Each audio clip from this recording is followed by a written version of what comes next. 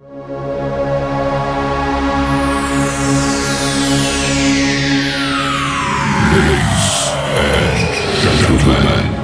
may I have your attention, please? The show starts in 10, 9, 8, 7, 6, 5, 4, 3, 2, 1, go.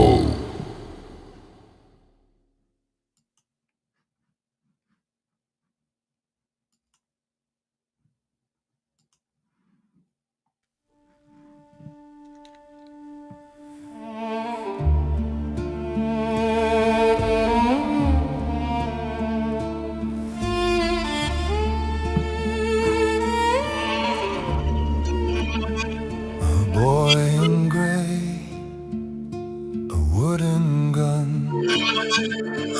dreams of war beneath the sun, drums in his chest, his heart on fire, the crack of rifles, the cannon choir. Ghosts of Gettysburg, still walking fields where time stands still. Lovers lost, their story untold, hand in hand in the evening's cold. She was the light in a shattered town. A stray bullet brought her down. He reached for her, a cry unheard, falling to silence without a word. And the earth, it wept for the lives it took. Pages burned in history's book. Ghosts of Gettysburg, they linger still, walking fields where time stands still. Lovers lost, their story untold, hand in hand in the evening's cold.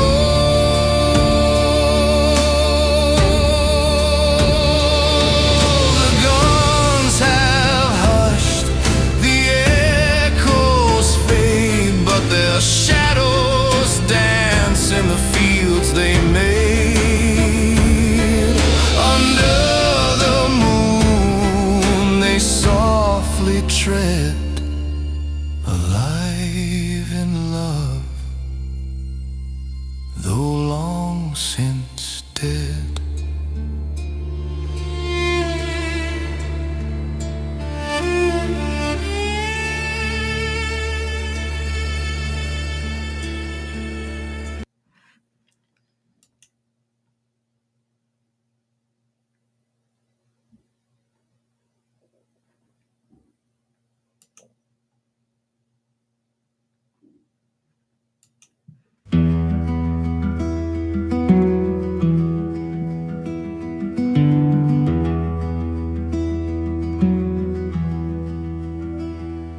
All quiet tonight by the river so wide.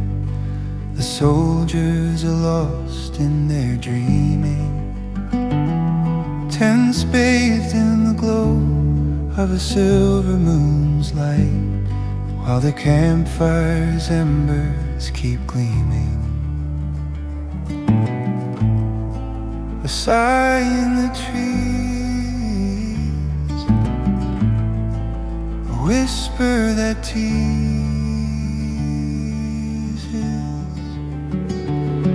The stars stand watch o'er the slumbering fight. quiet along the Potomac tonight.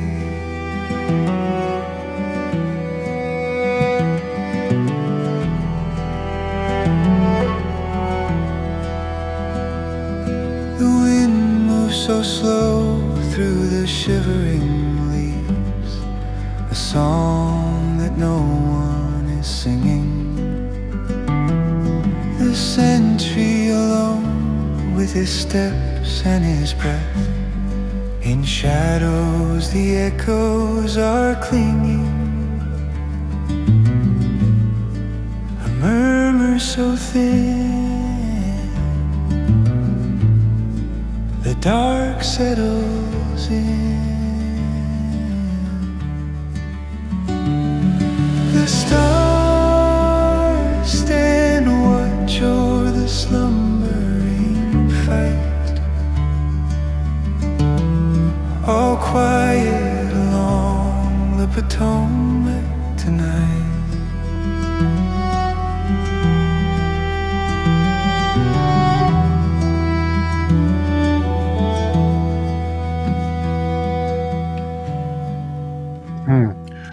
All quiet along the Potomac tonight. Tonight, Thursday, 7 p.m. Eastern Time. Be here when Regina Musser and myself begin the first of many episodes concerning the ghosts of Gettysburg. Yes, the ghosts. You know, folks, I don't know where your mind is as far as your thinking. Are ghosts real? Are spirits real? Do we go to heaven? Do we go to hell? Or do we stay here? I'm going to give you probably might have already heard, my testimony to the fact that I believe. I believe. Now, it's been a while. My mom has passed away.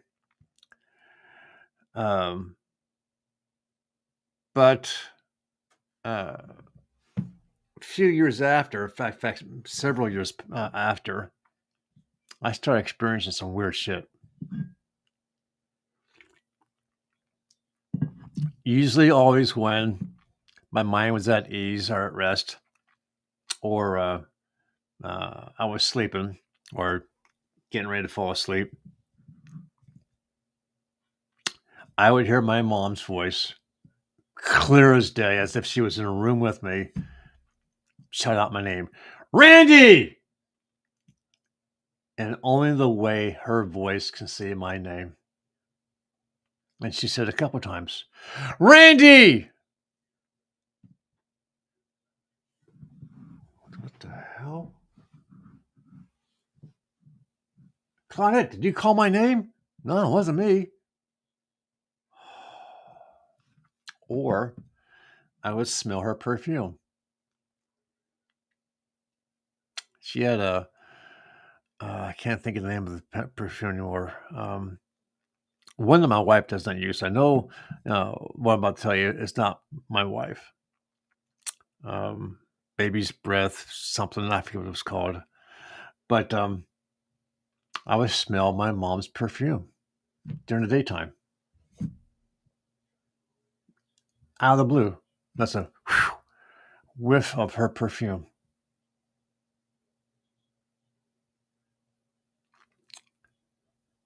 And then I'd be asleep. And I started gasping for air. Gasping. I couldn't breathe. The smell of my mom's cigarettes. She smokes Salem 100s. The smell was so... I couldn't breathe. I woke up. I'm joking. I couldn't breathe. And it lasted for what seemed forever. And it happened more than once.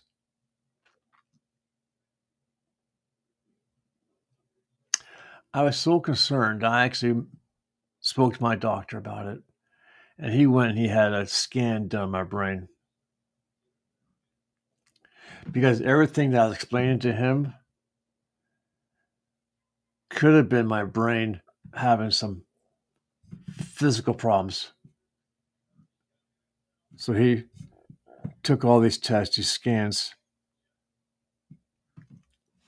Brain's fine. Now, it's been a while since it happened. Thank God.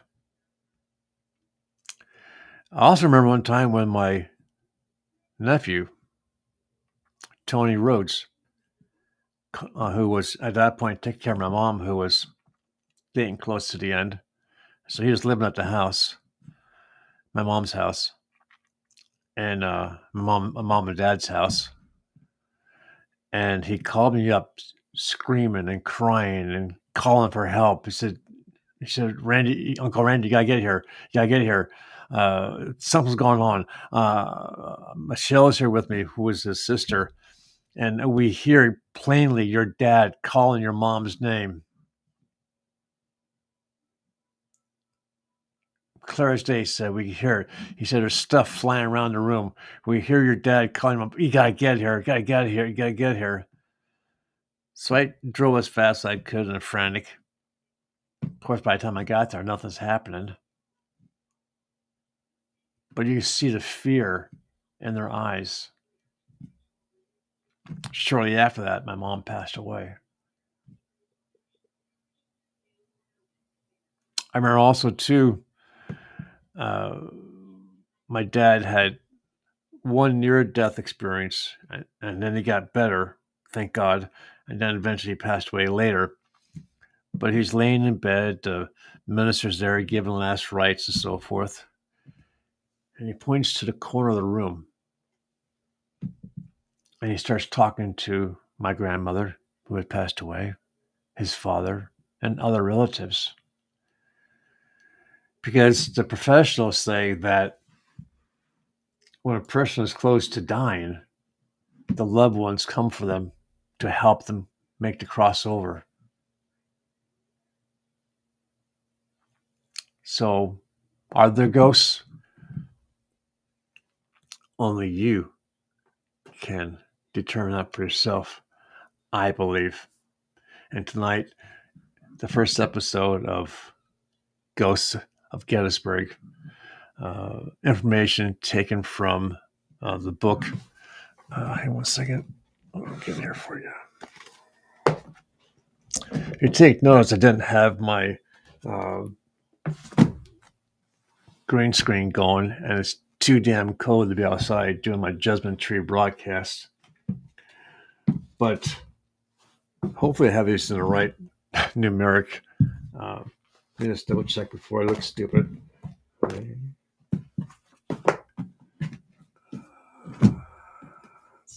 That's definitely a 5. I think it's 4. Yeah. That's 5. That's 6. Okay.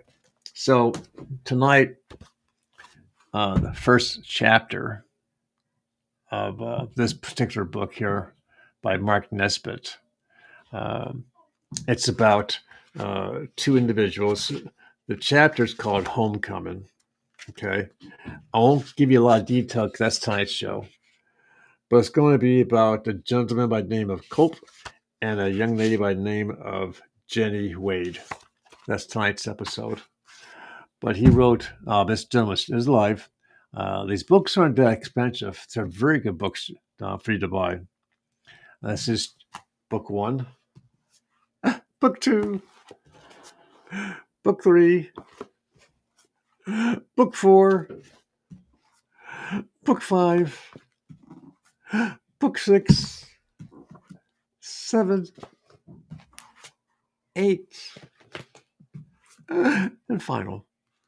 So I'm going to take one chapter from each of these books, along with other information to make the show interesting. And Regina Musser, who was my past clients who has indicated she may be coming back to me this week. She'll be my co-host for the show. So I want to share something with you here. I want to talk a bit more. These broadcasts are always like a half hour. They're never meant to be, a lengthy one. But for those of you who maybe don't believe, or maybe you're teetering on believing, take a watch of this. Okay. This is 10 episodes of an instance where if you're looking closely and if you're a believer, you can actually see the spirit of a person leaving as they die. There you go. After we die, we'll be buried or cremated, and that'll be the end of our consciousness, while others believe in the possibility of life after death. For a long time, no one could prove that there's really life after death. However, some surreal sightings suggest that souls might actually exist, and that's exactly what you're going to see here today. So go ahead and hit the like button, subscribe below, and let's dive in. A street-facing security camera captured some truly shocking footage that's hard to believe even as you're watching it. Late at night, most of the businesses in the area were already closed. With few people passing by, a man, who appeared to be homeless, decided to rest outside. As sad and shocking as that reality is, it's unfortunately not uncommon enough to make it into this video. However, a few hours later, something truly unbelievable happened.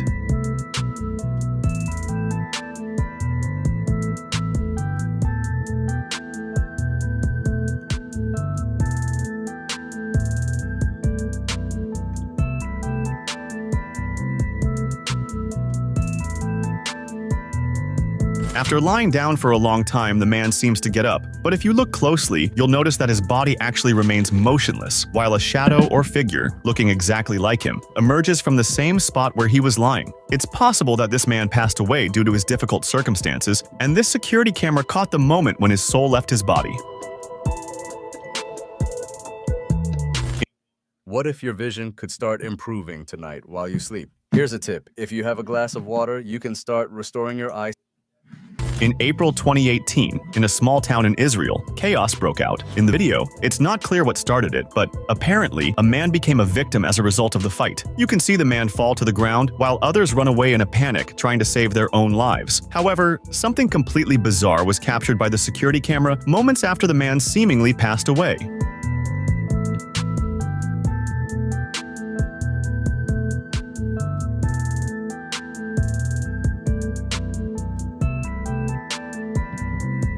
A white light passed by the camera at high speed. At first, it might look like a piece of paper flying, or maybe some glare from a car's headlights. But when you slow it down, it becomes clear that the light came from the man's body, and its movement doesn't match any other light sources in the video. This footage has been circulating online since 2018, with users claiming it's evidence that souls really do exist. Could this light really be the man's soul leaving his body?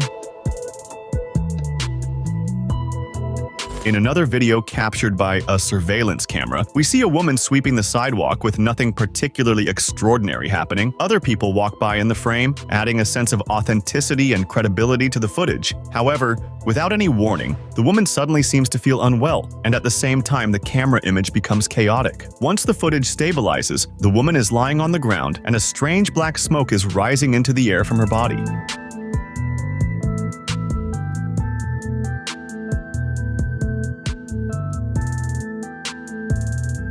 At first, when this video started going viral online, people suggested that a storm may have caused electromagnetic interference, which would explain the chaos in the video. This theory also explains the black smoke, as some believe the woman may have been struck by lightning. However, others think that a dark spirit attacked the poor woman, and this may be the true reason behind her death and the interference in the footage. What do you think? Drop your theory in the comments. Hey, Regina. Just getting a preview for tonight's show. If there's one thing that intrigues both scientists and religious folks, it's the possible existence of life after death. Since the dawn of human civilization, some of the brightest minds in history have pondered the idea of a spiritual or metaphysical plane, where souls might come from or perhaps return to after our time on this material plane. Because of this, a group of Japanese scientists decided to conduct an experiment, inducing a near-death state in a patient. They used equipment developed specifically for this study, and the results were simply shocking.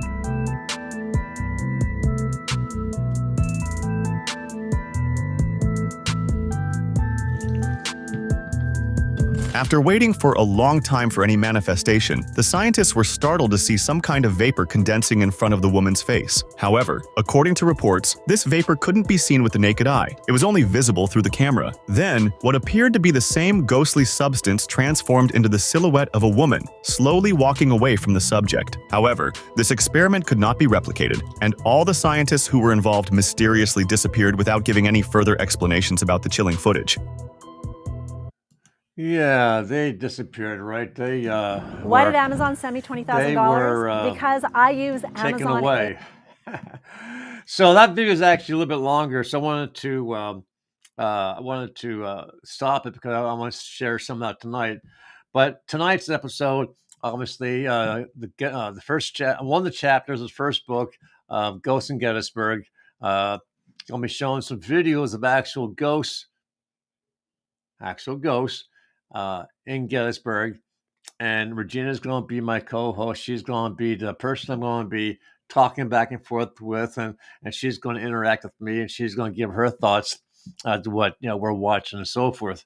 So if you haven't gotten them, I would highly recommend you buy these books because they're very good. They're authentic. The person who wrote the book is working. He's alive. He's working at Gettysburg. He is doing ghost tours. He has videos, which I'll be incorporating into these broadcasts. Name is Mark Nesbitt. You can find his books on Amazon for $9 each. As you can see, I bought 8, so that's $72. Not a bad investment. Very good read. Also, finally, let's see. Regina says her husband's grandma worked at a psychiatric hospital here in Pennsylvania. I forget the name of it. I should have to ask him. So he worked at a psychiatric hospital. Oh, okay. Finally got it, folks. The Legend of Willow Hollows by Ben Walker.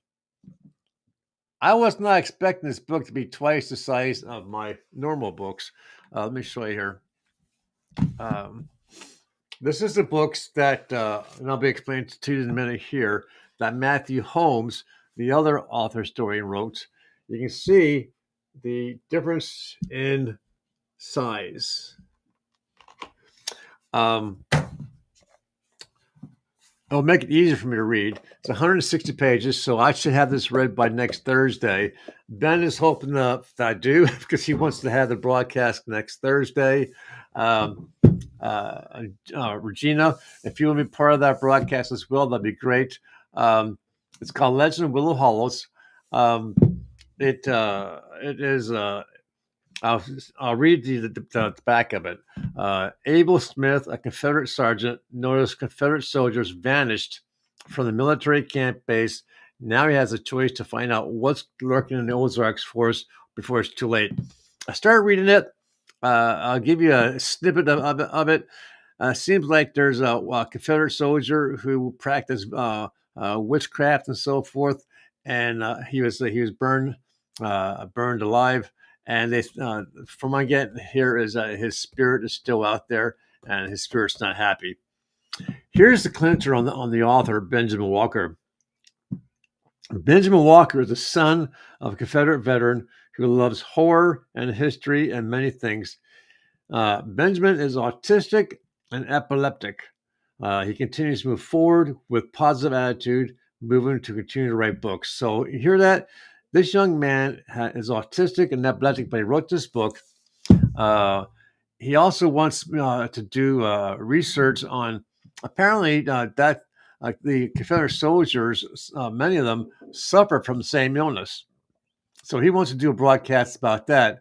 So I'll start doing some of my own background to see where we're at with that as far as content and so forth. So, but next Thursday, 7 p.m., he's going to be with me to discuss his book and why he wrote it. Matthew Holmes is finishing up another book that he has written. And I'm going to show you here.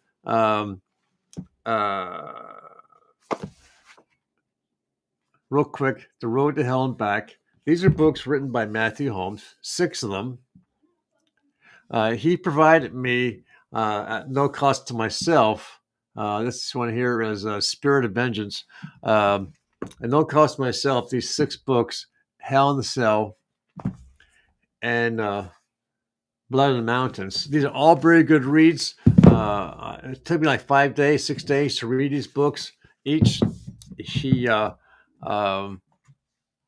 We also had broadcasts about them and discussed it. That's how Benjamin Walker heard about me. And I was very, very heartfelt when he reached out to me and said, Randy, could you do something for me? And I said, absolutely. I would love to. The book I'm reading right now of Matthew Holmes is going to take me a while. It's over 500 pages. It's called The War That Never Ended. Okay. Big book. It's going to take me to at least December to read that and then have a broadcast about that. Good afternoon, Barbara Amons. Barbara, we're having our daily Judgement Tree broadcasts. Barbara has indicated, I have also heard some accounts of when a person passes, they weighed less as they were in a bed with a scale in the hospital. I wonder how much less they weighed. Be interested to see what the weight of a spirit is. Regina said, Regina has her own individual death experience. She'll be sharing that tonight. Thank you so very much. Regina says, you just have a way about telling things that make people want to listen and learn. Oh, thank you so very much. And last night, I had a shout out from an individual. I don't know what his name is. She had a profile name, but he wants to talk about doing a show about politics and the war and so forth. So he wants to talk to me doing a broadcast. 2 pounds. Wow. Okay, so they're saying that the person weighed 2 pounds less when they died. Interesting. So the spirit could have possibly weighed 2 pounds. Wow, that's a nice weight for a spirit, especially when you see them flying away. But yeah, this gentleman he would like to talk to me. Let me just get back into it real quick.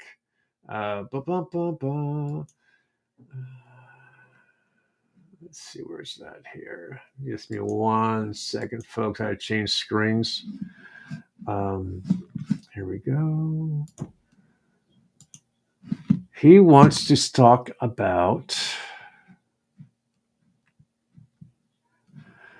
So his screen name goes by General Bedford Forrest, and he reached out to me, and he wants to do a possible broadcast about politics and history. So I want to make sure I don't get bogged down doing too much, because I do have clients who depend on me to do their family research. So I need to, find out what he expects, how often, how long, so forth, to see if I'm even interested. But the fact that people from the South are reaching out to me, it warms my heart. It really, truly does warm my heart. So tonight, folks, please join Regina, myself, for the first episode of Ghosts in Gettysburg. Okay. And there is nothing better than having friends who are from the South. They're so genuine. They're so honorable. And what a better way to bring this broadcast to an end but by playing a song I created with Suno.com.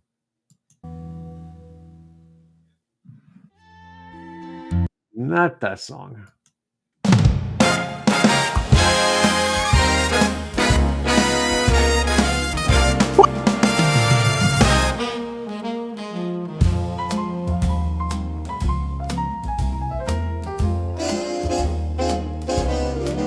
To live and die in Dixie, oh, what a sweet refrain. With trumpets wailing bright as the morning train.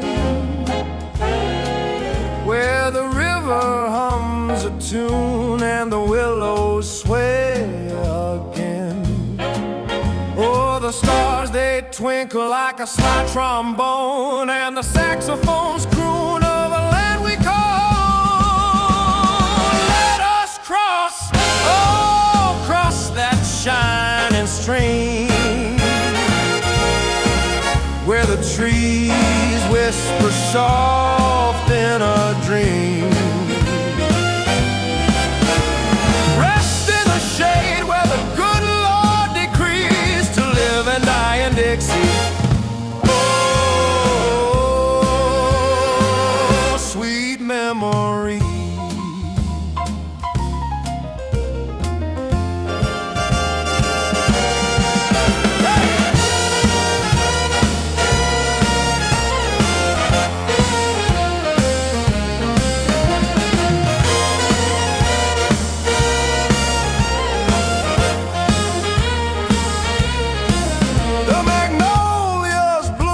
A sway so grand, like the swing of the bass in the Dixieland band. And the sun paints gold on the fields we man. Oh, the clarinet sighs in a velvet breeze, and the rhythm flows like the roots of the trees. Let us cross, oh, cross that shining stream,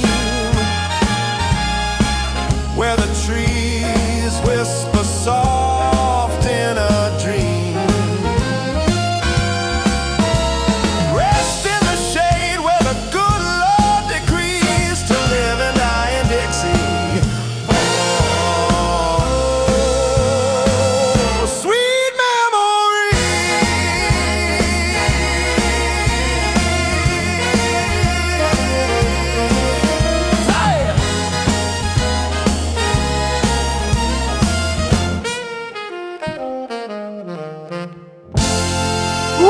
Yeah, I gotta love Dixie. Oh my goodness gracious. Suno, $10 a month. You can create 10,000 songs. I barely get close to 3 songs a month, but 10,000 songs a month or $10 a month. Oh my God, you can't beat it. You just put a couple words in and it does the rest. So, yes, I leave it to you, Regina. And tonight, 7 o'clock p.m., join us, Regina Musser and myself, to talk about the ghosts of Gettysburg. And with that, my friends,